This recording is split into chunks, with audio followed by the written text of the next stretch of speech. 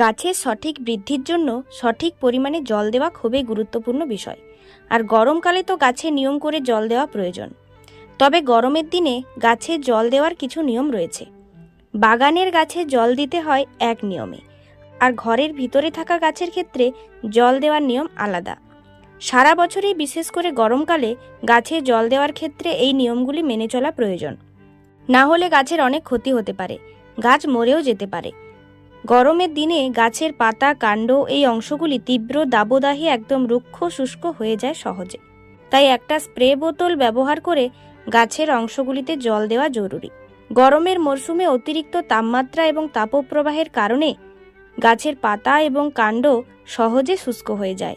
তাই এই দুই অংশে জল দেওয়ার ব্যাপারে বিশেষ নজর দিতে হবে।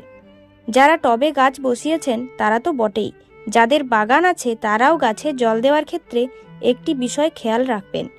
অতিরিক্ত জল দেওয়া মানেই গাছ ভালো হবে না, বরং পচে যেতে পারে গাছের গোড়া। গাছে ততক্ষণই জল দেবেন যতক্ষণ মাটি সেই জল শুষে নিতে পারবে। এরপরেও গাছে আরও জল দেওয়ার অর্থ গাছের ক্ষতি করা। ঘরের ভিতরে যে সমস্ত গাছ রাখবেন সেগুলিতে বাগানের গাছের তুলনায় কম জল দিলেও অসুবিধা নেই, কারণ এইসব ইনডোর প্ল্যান্ট সরাসরি সূর্যালোকের সংস্পর্শে আসে না। গরমের দিনে ঘরের ভিতরে থাকা গাছে দিনে একবার জল দিলেই যথেষ্ট।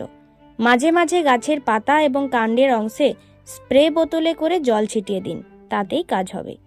সাকুলেন্ট জাতীয় গাছ যেমন ক্যাকটাস, স্নেক প্ল্যান্ট এগুলি নিজেদের কাণ্ডে জল সংগ্রহ করে রাখতে পারে।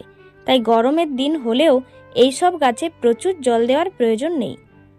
দুদিন অন্তর একবার এইসব সাকুলেন্ট জাতীয় গাছে জল দিলেই যথেষ্ট। গরমের মরশুমেও এই সমস্ত গাছ ভালো থাকবে।